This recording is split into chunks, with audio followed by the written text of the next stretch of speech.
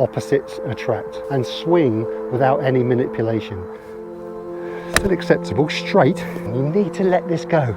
My hands and club are going to get shot down the target. Practice swing, there's no force, so I can really exaggerate it. You've got to have opposites attract. Hi everyone, welcome back to another video on the channel. Thank you very much for joining me. My name is Warren Bennett. You might just see Trev down there, but he's just under the camera. And welcome to a beautiful day here at Chestfield Golf Club. As you can see, we're on the middle range and we've got a lovely, beautiful afternoon to give you a video on what I'm calling opposites attract. Now, I did a video a few months ago in the summer about opposites attract, but this is a different one. And this one changed my golf game forever. I spent 30 years, 25 years searching, trying to get this club to perform and swing without any manipulation. But as soon as I found this swing thought, my golf game changed. So we'll get the back camera set up and I'm going to tell you all about it. Okay everyone, so welcome to another video. Thanks very much for stopping by the channel and welcome to a beautiful afternoon here at Chestfield.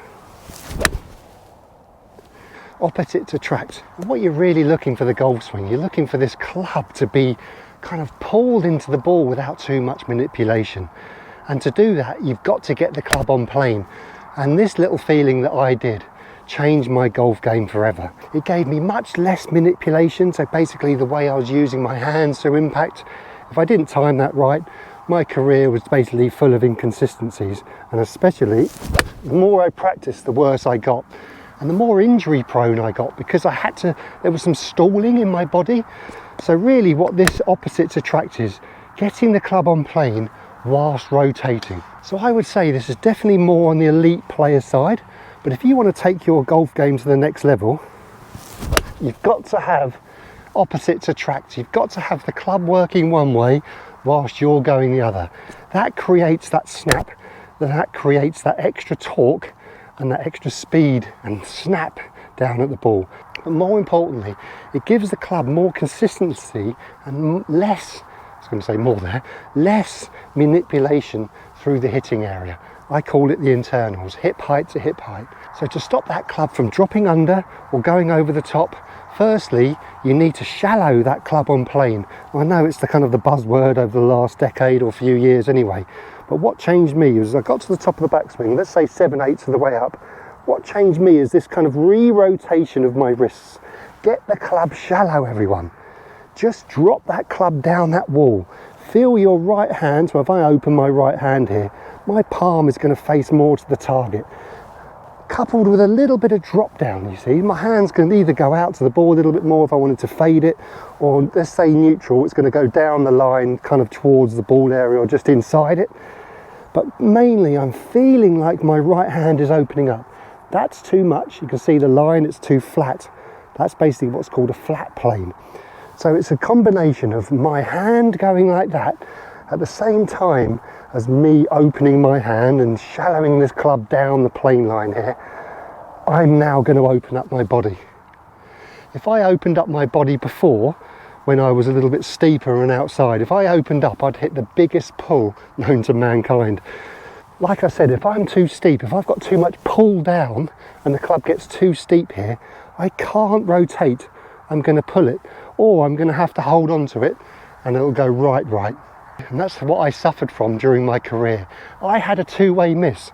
It was right going right, left going left. It never came back. It never started right draw. Obviously sometimes it did, and it never started left and faded back consistently.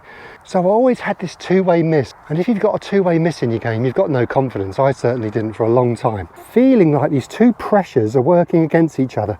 The club going down whilst I'm opening. I'm twisting over my left heel there. So at the top of the backswing, obviously there's going to be a little bit of a lateral force as well, which helps. A little bit of pressure going down this right leg, which helps with the shallowing. But at the same time, there's a massive rotation of my belly button. I'm not going to say I'm going to do this perfect. You can take a little bit of pace off, which takes away the pressure of the shaft, so it's not going to get thrown out here. So it gives you the more of ability to drop this and shallow this. At the same time, I'm going to turn through and stop halfway through. Little half swing to half swing. So back swing, going to shallow it off and turn through at the same time. So a little half shot you can see there.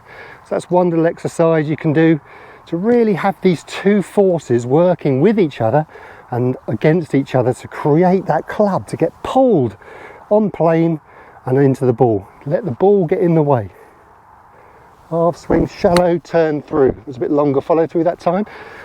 And that just shows you I couldn't stop that follow through. It's like a slingshot, literally couldn't stop it. Because this club's going that way and I'm going that way, my hands and club are going to get shot down the target. There you go. No manipulation and no compensation, or less anyway. There we go. That's obviously a very small amount because I'm not going full out. And it's never going to be the same as a practice swing. Because the practice swing there's no force, so I can really exaggerate it. But I'm not really thinking too much. Obviously having the club a little bit more upright helps because it gives it somewhere to go. A little bit of width in my right elbow gives it somewhere to go. But shallow this hand, shallow the club, but at the same time really feel like I'm going to open and pivot as much as I can. Right, I'm going to ramp the speed up a bit more here. Oh yes. Now I haven't practiced too much, so I'm always going to be a bit slow, and that's my fault. So that's why it's probably on the verge of more of an elite golfer's feeling, this.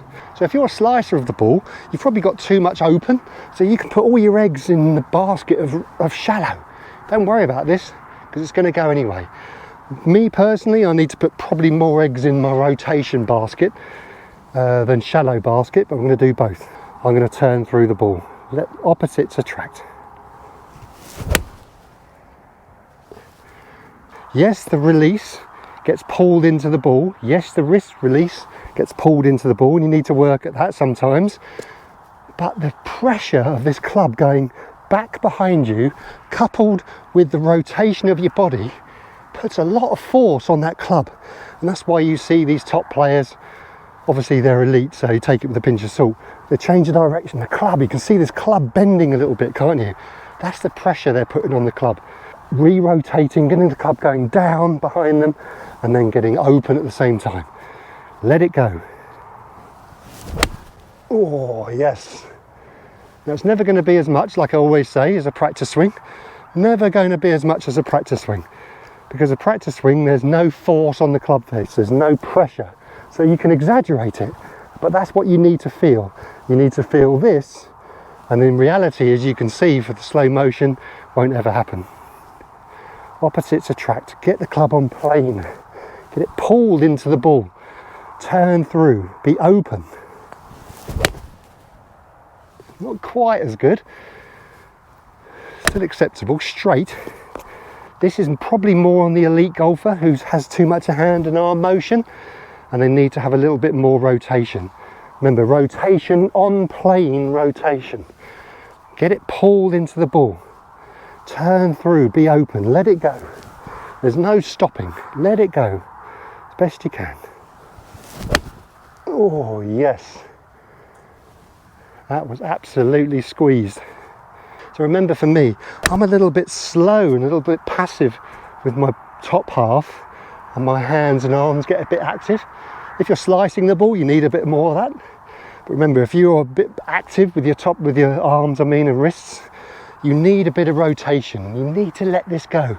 But remember, you've got to do it with the club on plane. Got to do it. You've got to create this pressure and get this slingshot, get this club being thrown out to the ball. But you've got to be on plane to do that. You can't be steep. You can't be pulling this club down here. Okay, let's let this go.